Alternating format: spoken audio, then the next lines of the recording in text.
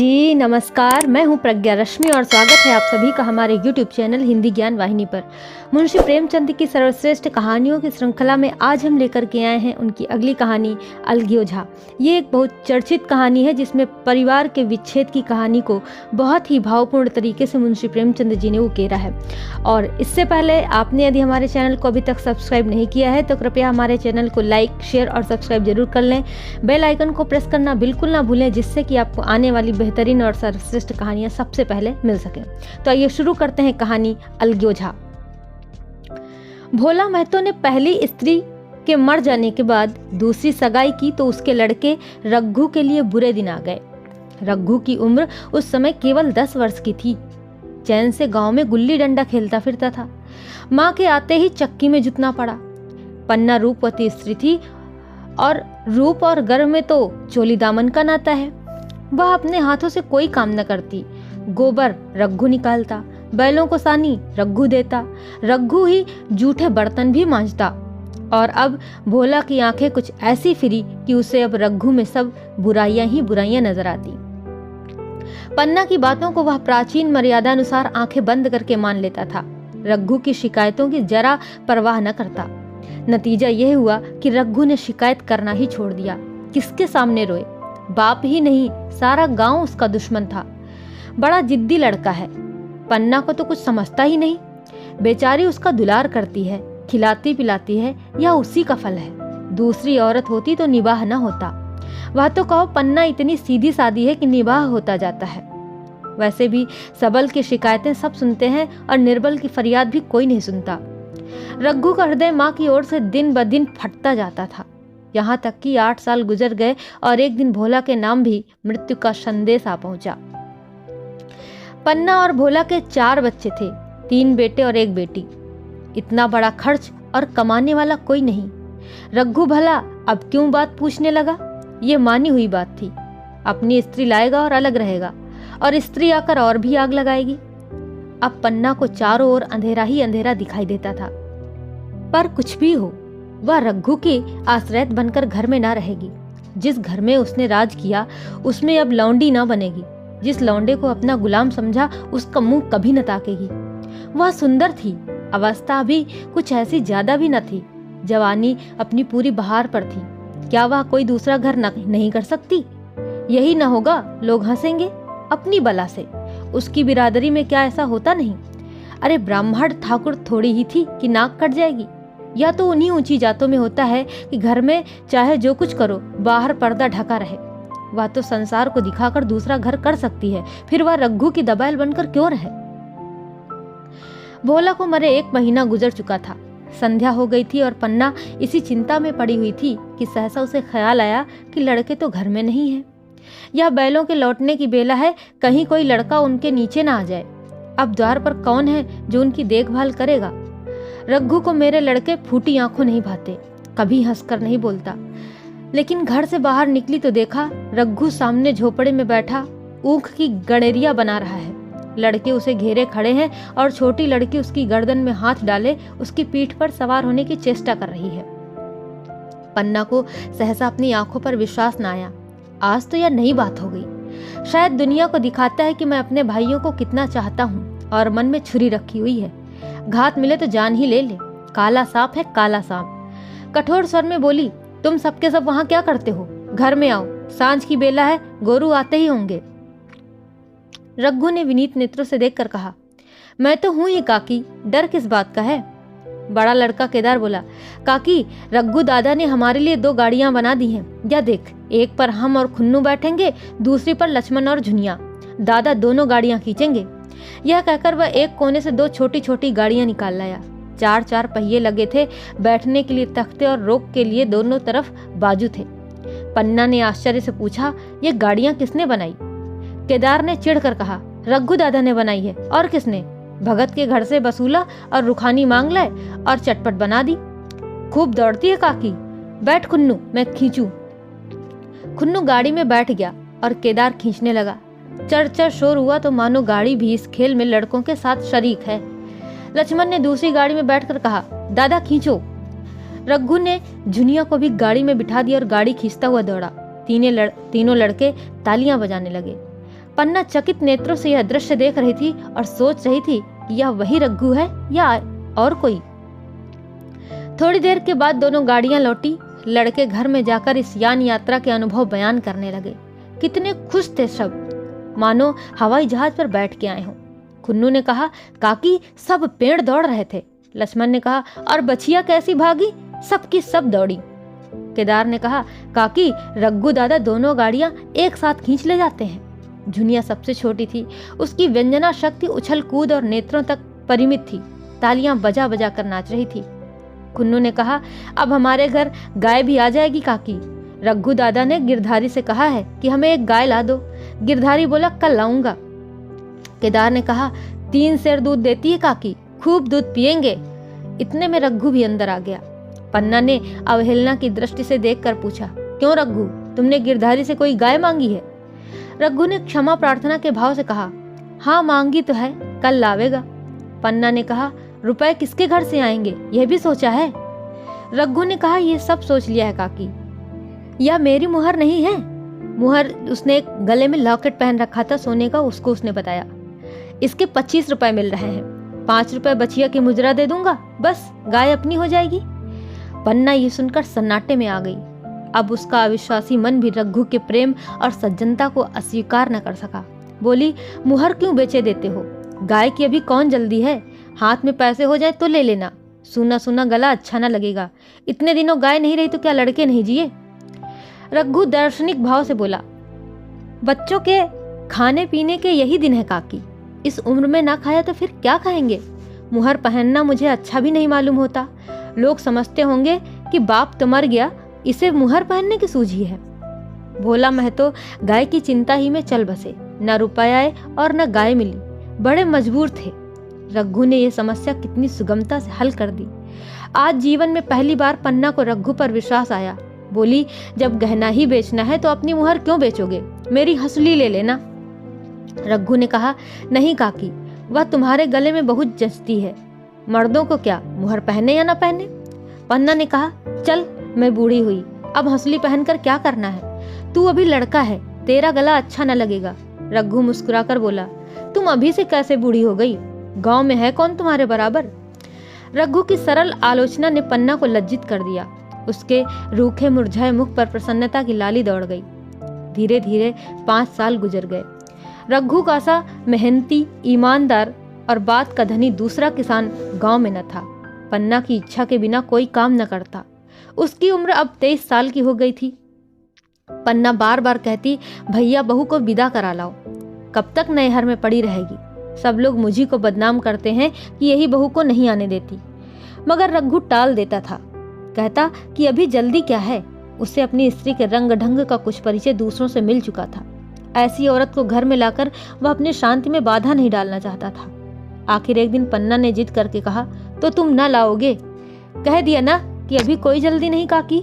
तुम्हारे लिए जल्दी ना होगी, मेरे लिए तो है। मैं आज ही आदमी भेजती हूँ। पछताओगी काकी, उसका मिजाज अच्छा नहीं है। तुम्हारी बला से जब मैं उससे बोलूंगी ही नहीं तो क्या हवा से लड़ेगी? अरे रोटियां तो बना ही लेगी। मुझसे भीतर बाहर का सारा काम नहीं होता। मैं आज ही बुला लेती हूँ। बुलाना चाहती हो तो बुला लो, मगर फिर यह ना कहना कि यह मेहरिया को ठीक नहीं करता, उसका गुलाम हो गया। ना कहूंगी। जाकर 2 साड़ियां और मिठाई लिया। तीसरे दिन मुलिया मैके से आ गई। दरवाजे पर नगाड़े बजे। शहनाइयों की मधुर ध्वनि आकाश में गूंजने लगी। मुंह दिखावे की रस्म अदा हुई। वह इस मरुभूमि में निर्मल जलधारा थी। गेहुआ रंग था। बड़ी बड़ी नोकीली पलकें, कपोलों पर हल्की सुर्खी और आंखों में प्रबल आकर्षण। रघु उसे देखते ही मंत्रमुग्ध हो गया। प्रातःकाल पानी का घड़ा लेकर चलती, तब उसका गेहुआ रंग प्रभात की सुनहरी किरणों से कुंदन हो जाता, मानो उषा अपनी सारी सुगंध, सारा विकास और उन्माद लिए मुस्कुराती चली जाती हो। मुलिया मैके से ही जली भुनी आई थी। मेरा शौहर छाती फाड़ कर काम करे और पन्ना रानी बनी बैठी रहे, उसके लड़के रईस जादे बने घूमे। मुलिया से अब यह बर्दाश्त न होगा। वह किसी की गुलामी ना करेगी। अपने लड़के तो अपने होते ही नहीं, भाई किसके होते हैं? जब तक पर नहीं निकलते हैं, रघु को घेरे हुए हैं। ज्यों ही जरा सयाने हुए, पर झाड़ कर निकल जाएंगे और बात भी न पूछेंगे। एक दिन उसने रघु से कहा, तुम्हें इस तरह गुलामी करनी हो तो करो, मुझसे तो ना होगी। रघु ने कहा, तो फिर क्या करूं, तू ही बता। लड़के तो अभी घर का काम करने लायक भी नहीं हैं। मुलिया ने कहा, लड़के तो रावत के हैं, कुछ तुम्हारे नहीं हैं। यही पन्ना है जो तुम्हें दाने दाने को तरसाती थी। सब सुन चुकी हूँ। मैं लौंडी बनकर ना रहूंगी। रुपए पैसे का मुझे हिसाब नहीं मिलता। ना जाने तुम क्या लाते हो और वह क्या करती है। तुम समझते हो रुपए घर ही में तो हैं, मगर देख लेना तुम्हें तो एक फूटी कौड़ी भी नहीं मिलेगी। रघु ने कहा, रुपए पैसे तेरे हाथ में देने लगूं तो दुनिया क्या कहेगी, यह तो सोच। मुलिया ने कहा, दुनिया जो चाहे कहे, दुनिया के हाथों बिकी थोड़ी नहीं हूं। देख लेना भाड़ लीप कर हाथ काला ही रहेगा। फिर तुम अपने भाइयों के लिए मरो, मैं क्यों मरूं। रघु ने इस बात का कुछ जवाब न दिया। उसे जिस बात का भय था वह इतनी जल्दी सर आ पड़ी। अब अगर उसने बहुत तत्थो थम्भो किया तो 6 महीने और काम चलेगा, बस आगे या डोंगा चलता नजर नहीं आता। बकरे की माँ आखिर कब तक खैर मनाएगी। एक दिन पन्ना ने महुए का सुखावन डाला। बरसात शुरू हो गई थी। बखार में अनाज गीला हो रहा था। मुलिया से बोली, बहू जरा देखती रहना, मैं तालाब से नहाऊं। मुलिया ने लापरवाही से कहा, मुझे नींद आ रही है, तुम बैठ कर देखो। एक दिन ना नहाओगी तो क्या हो जाएगा। पन्ना ने साड़ी उतार कर रख दी और नहाने न गई। मुलिया का वार खाली चला गया। कई दिन के बाद एक शाम को पन्ना धान रौप कर लौटी तो अंधेरा हो गया था। दिन भर की भूखी थी। आशा थी बहू ने रोटी बना रखी होगी, मगर देखा तो यहाँ चूल्हा ठंडा पड़ा हुआ था और बच्चे मारे भूख के तड़प रहे थे। पन्ना ने आहिस्ते से पूछा, आज अभी चूल्हा नहीं जला। केदार ने कहा, आज दोपहर को भी चूल्हा नहीं जला काकी, भाभी ने कुछ बनाया ही नहीं।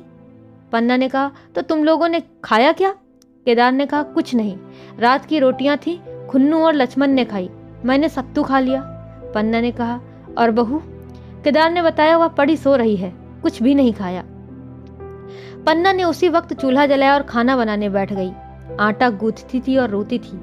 क्या नसीब है, दिन भर खेत में जली, घर आई तो चूल्हे के सामने जलना पड़ा।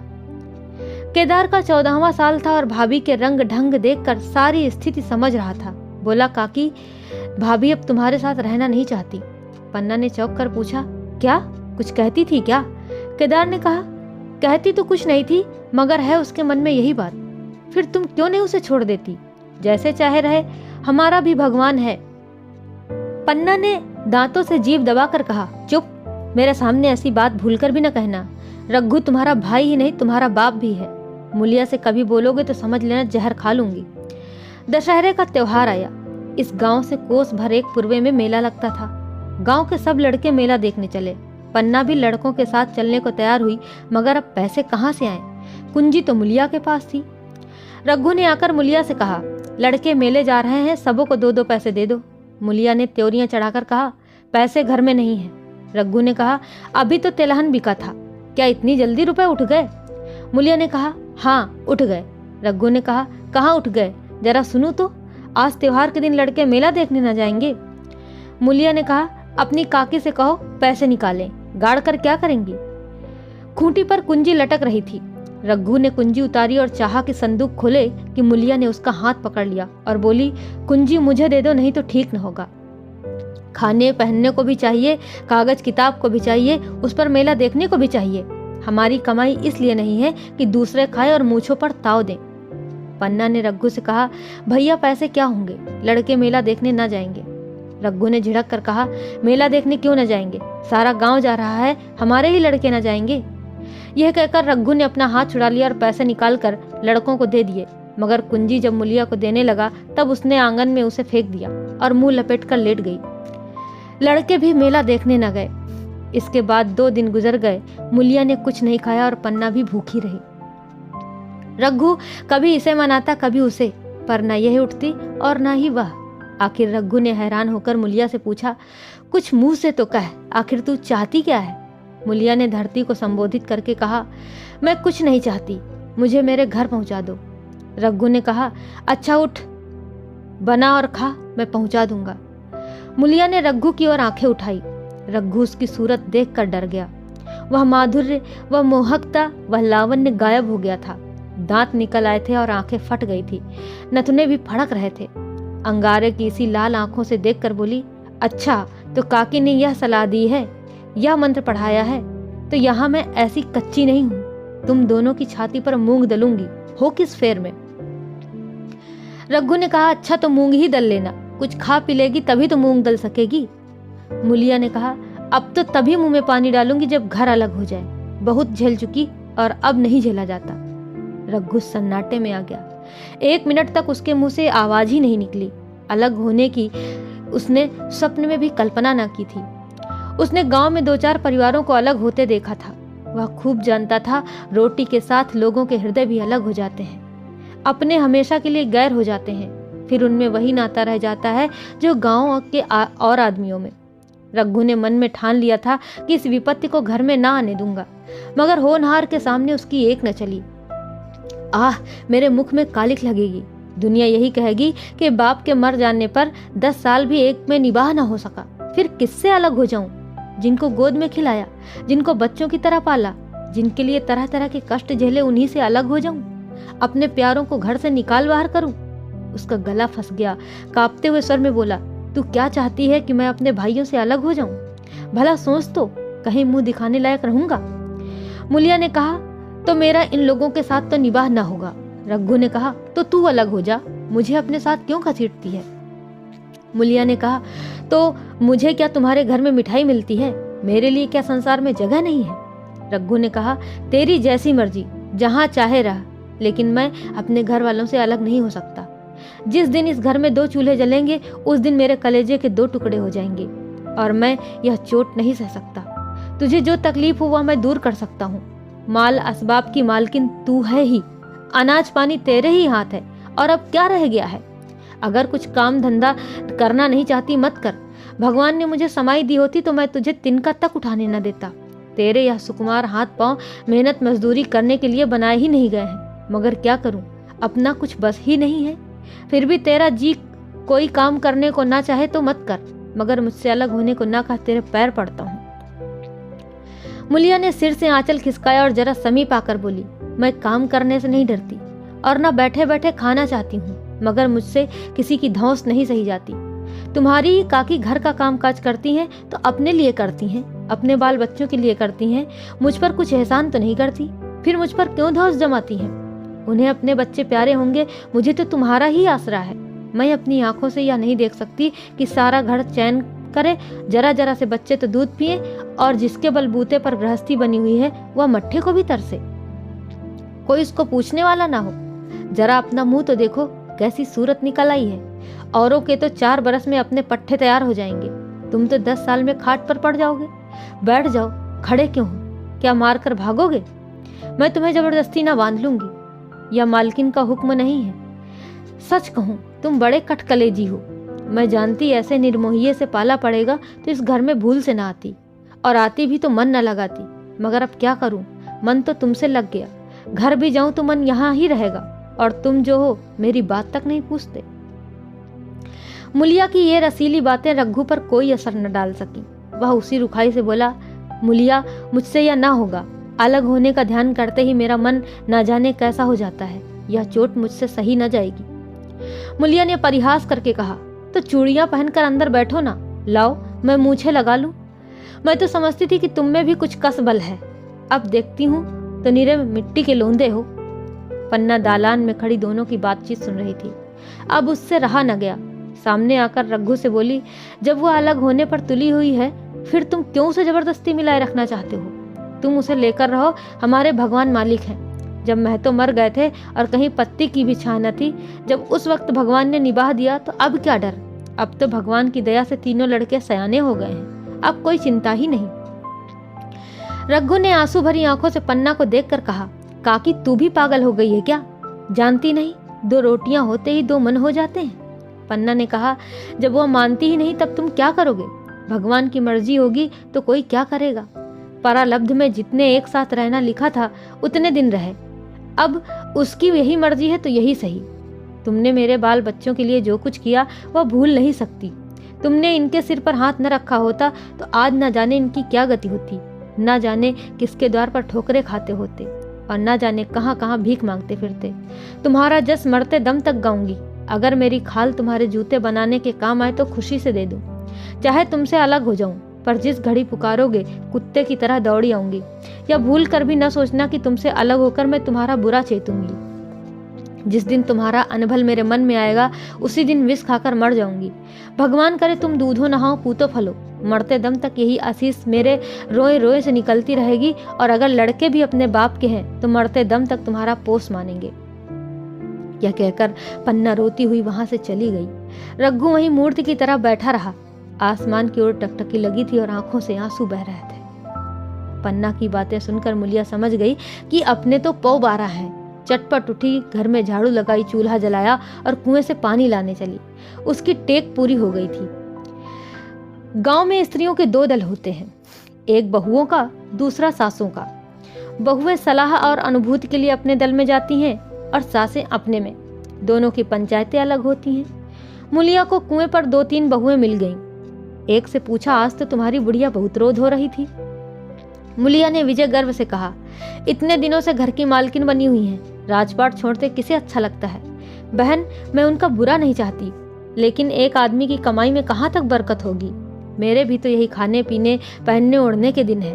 अभी उनके पीछे मरो, फिर बाल बच्चे हो जाएं, उनके पीछे मरो, सारी जिंदगी रोते ही कट जाए। एक बहू बोली, बुढ़िया यही चाहती है कि सब जन्म भर लौंडी बनी रहें, मोटा झोटा खाएं और पड़ी रहें। दूसरी बहू ने कहा, किस भरोसे पर कोई मरे। अपने लड़के तो बात नहीं पूछे, पराये लड़कों का क्या भरोसा। कल इनके हाथ पैर हो जाएंगे, फिर कौन पूछता है। अपनी अपनी मेहरियों का मुंह देखेंगे, इसलिए पहले ही से फटकार देना अच्छा है, फिर तो कोई कलंक न होगा। मुनिया पानी लेकर गई, खाना बनाया और रघु से बोली, जाओ नहाओ, रोटी तैयार है। रघु ने मानो सुना ही नहीं, सिर पर हाथ रखकर द्वार की तरफ ताकता रहा। मुलिया ने कहा, क्या कहती हूँ, कुछ सुनाई देता है। रोटी तैयार है, जाओ नहा आओ। रघु ने कहा, सुन तो रहा हूँ, क्या बहरा हूँ। रोटी तैयार है तो जाकर खा ले, मुझे भूख नहीं है। मुलिया ने फिर दोबारा नहीं कहा। जाकर चूल्हा बुझा दिया, रोटियां उठाकर छींके पर रख दी और मुंह ढांक कर लेट रही। जरा देर में पन्ना आकर बोली, खाना तैयार है, नहा धोकर खा लो, बहू भी भूखी होगी। रघु ने झुंझलाकर कहा, काकी तू घर में रहने देगी कि मुंह में कालिख लगाकर कहीं निकल जाऊं। खाना तो खाना ही है, आज न खाऊंगा कल खाऊंगा, लेकिन अभी मुझसे न खाया जाएगा। केदार क्या अभी मदरसे से नहीं आया। पन्ना ने कहा, अभी तो नहीं आया, आता ही होगा। पन्ना समझ गई कि जब तक वह खाना बनाकर लड़कों को ना खिलाएगी और खुद न खाएगी, रघु न खाएगा। इतना ही नहीं, उसे रघु से लड़ाई करनी पड़ेगी, उसे जली कटी सुनानी पड़ेगी, उसे यह दिखाना पड़ेगा कि मैं ही उससे अलग होना चाहती हूँ, नहीं तो वह इसी चिंता में घुल घुल कर प्राण दे देगा। यह सोचकर उसने अलग चूल्हा जलाया और खाना बनाने लगी। इतने में केदार और खुन्नू मदरसे से आ गए। पन्ना ने कहा, आओ बेटा खा लो, रोटी तैयार है। केदार ने कहा, भैया को भी बुला लूं ना। पन्ना ने कहा, तुम आकर खा लो, उसकी रोटी बहू ने अलग बनाई है। खुन्नू ने कहा, जाकर भैया से पूछ ना आऊं। पन्ना ने कहा, जब उनका जी चाहेगा खाएंगे, तू बैठ कर खा, तुझे इन बातों से क्या मतलब। जिसका जी चाहेगा खाएगा, जिसका जी ना चाहेगा ना खाएगा। जब वह और उसकी बीवी अलग रहने पर तुले हैं तो कौन मनाए। केदार ने कहा, तो क्यों अम्मा जी, क्या हम अलग घर में रहेंगे। पन्ना ने कहा, उनका जी चाहे एक घर में रहे, जी चाहे आंगन में दीवार डाल ले। खुन्नू ने दरवाजे पर आकर झांका। सामने फूस की झोपड़ी थी और वहीं खाट पर पड़ा रघु नारियल पी रहा था। खुन्नू ने कहा, भैया तो अभी नारियल लिए बैठे हैं। पन्ना ने कहा, जब जी चाहेगा खाएंगे। केदार ने कहा, भैया ने भाभी को डांटा नहीं। मुलिया अपनी कोठरी में पड़ी सब सुन रही थी। बाहर आकर बोली, भैया ने तो नहीं डांटा, अब तुम आकर डांट लो। केदार के चेहरे का रंग उड़ गया और फिर जबान न खोली। तीनों लड़कों ने खाना खाया और बाहर निकले। लू चलने लगी थी। आम के बाग में गांव के लड़के लड़कियां हवा से गिरे हुए आम चुन रहे थे। केदार ने कहा, आज हम भी आम चुनने चलें, खूब आम गिर रहे हैं। खुन्नू ने कहा, दादा जो बैठे हैं। लक्ष्मण ने कहा, मैं तो न जाऊंगा, दादा घुड़केंगे। केदार ने कहा, वह तो अब अलग हो गए। लक्ष्मण ने कहा, तो अब हमको कोई मारेगा तब भी दादा न बोलेंगे। केदार ने कहा, वाह, तब क्यों न बोलेंगे। रघु ने तीनों लड़कों को दरवाजे पर खड़ा देखा पर कुछ बोला नहीं। पहले तो वह घर के बाहर निकलते ही उन्हें डांट बैठता था, पर वह आज मूर्ति के समान निश्चल बैठा रहा। अब लड़कों को कुछ साहस हुआ, वे कुछ दूर और आगे बढ़े। रघु अब भी न बोला। कैसे बोले। वह सोच रहा था, काकी ने लड़कों को खिला पिला दिया, मुझसे पूछा तक नहीं। क्या उसकी आंखों पर भी पर्दा पड़ गया है। अगर मैंने लड़कों को पुकारा और वह ना आए तो। मैं उनको मार पीट तो ना सकूंगा, लू में सब मारे मारे फिरेंगे, कहीं बीमार ना पड़ जाए। उसका दिल महसूस कर रह जाता था, लेकिन मुंह से कुछ न कह न सकता था। लड़कों ने देखा कि यह बिल्कुल नहीं बोलते तो निर्भय होकर चल पड़े। सहसा मुलिया ने आकर कहा, अब तो उठोगे कि अब भी नहीं? जिनके नाम पर फाफा कर रहे हो उन्होंने मजे से लड़कों को खिलाया और आप खाया, और अब आराम से सो रही हैं। मोर पिया बात न पूछे, मोर सुहागिन ना हो। एक बार भी तो मुंह से न फूटा कि चलो भैया खा लो। रघु को इस समय मर्मांतक पीड़ा हो रही थी। मुलिया के इन कठोर शब्दों ने घाव पर नमक छिड़क दिया। दुखित नेत्रों से देखकर बोला, तेरी जो मर्जी थी वही तो हुआ, अब जा और ढोल बजा। मुलिया ने कहा, नहीं, तुम्हारे लिए थाली परोसे बैठी है। रघु ने कहा, मुझे चिढ़ा मत, तेरे पीछे मैं भी बदनाम हो रहा हूँ। जब तू किसी की होकर नहीं रहना चाहती तो दूसरे को क्या गरज है जो तेरी खुशामद करे? जाकर काकी से पूछ, लड़के आम चुनने गए हैं, उन्हें पकड़ लाऊं? मुलिया अंगूठा दिखाकर बोली, ये जाता है, तुम्हें 100 बार गरज हो तो जाकर पूछो। इतने में पन्ना भी भीतर से निकल आई। रघु ने पूछा, लड़के बगीचे में चले गए काकी, लू चल रही है। पन्ना ने कहा, अब उनका कौन 75 है?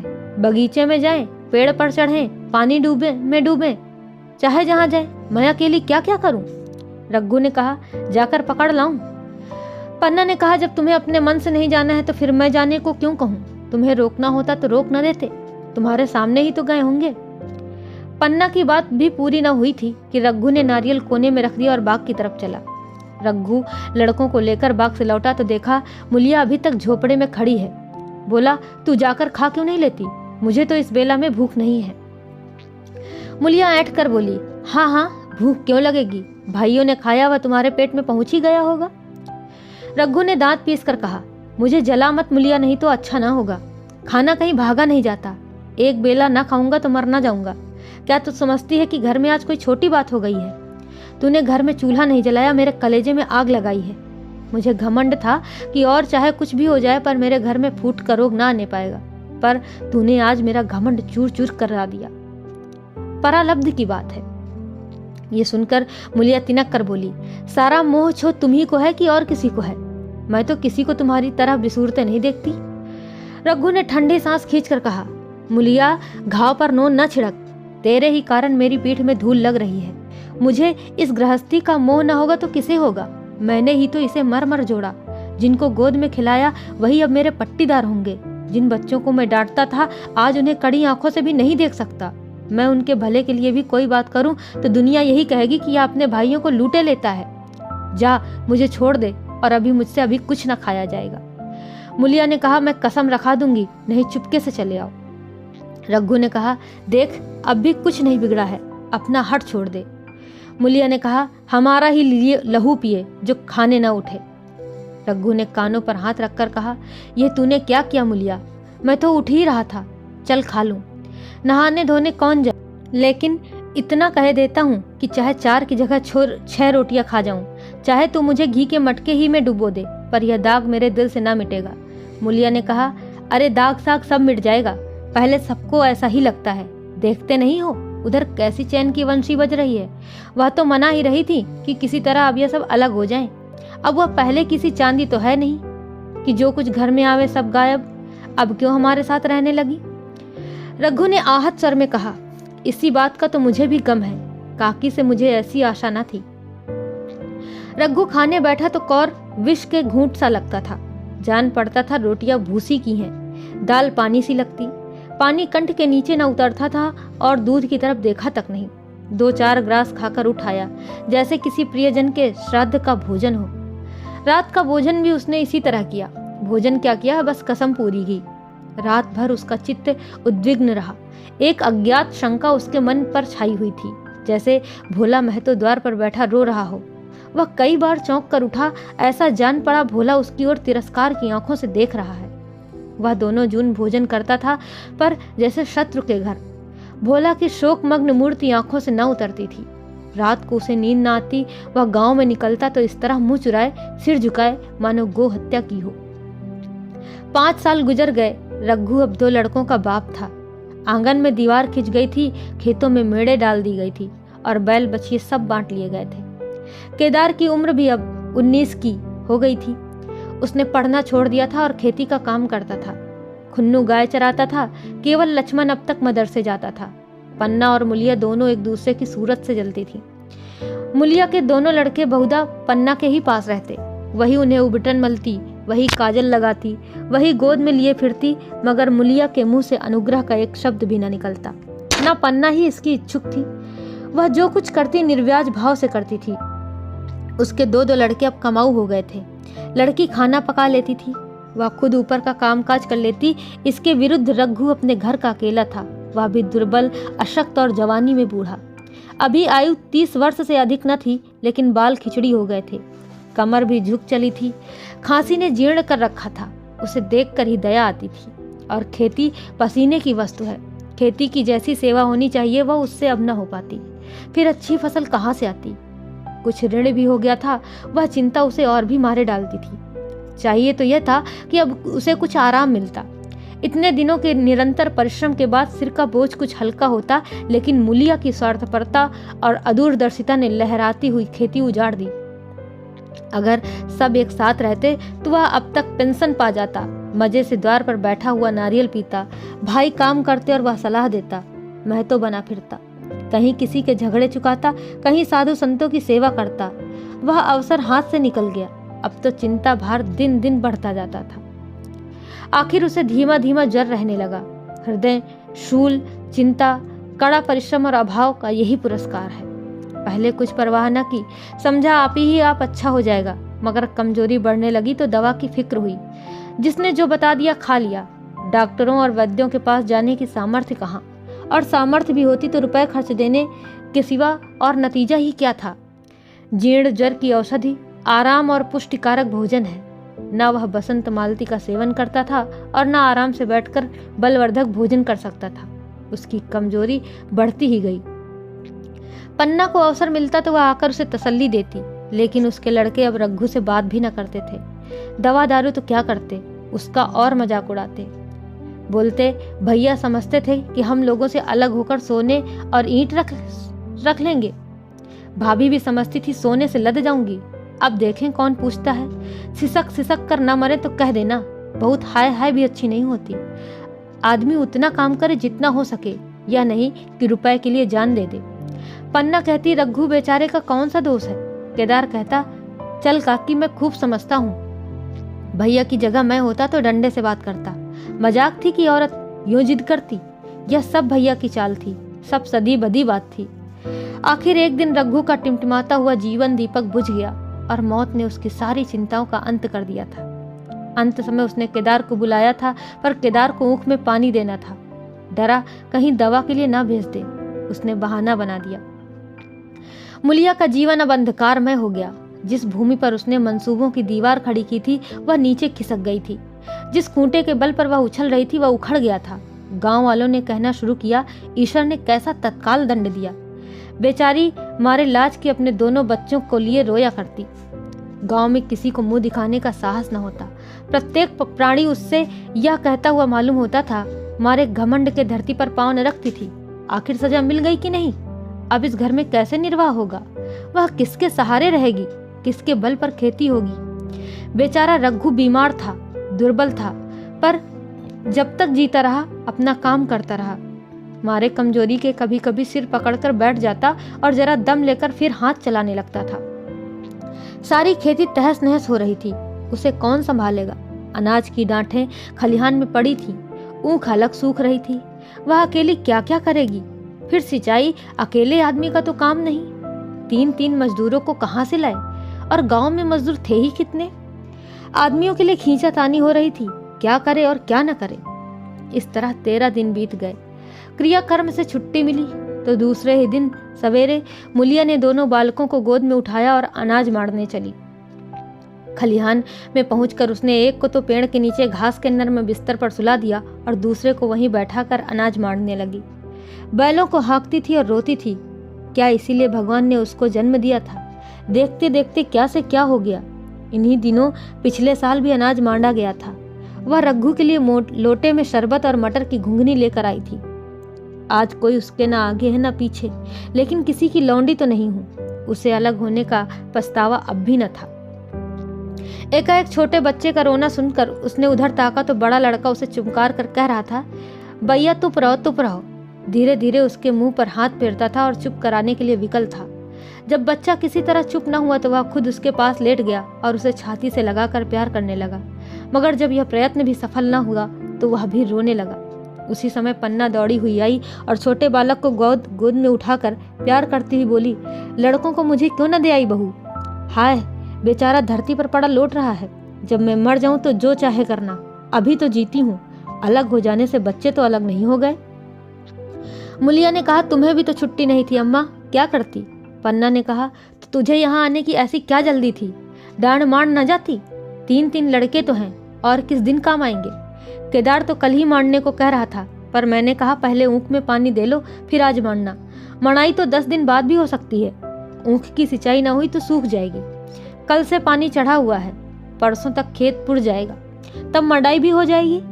तुझे विश्वास न आएगा, जब से भैया मरे हैं केदार को बड़ी चिंता हो गई है। दिन में 100 बार पूछता है, भाभी बहुत रोती तो नहीं है? देख लड़के भूखे तो नहीं है?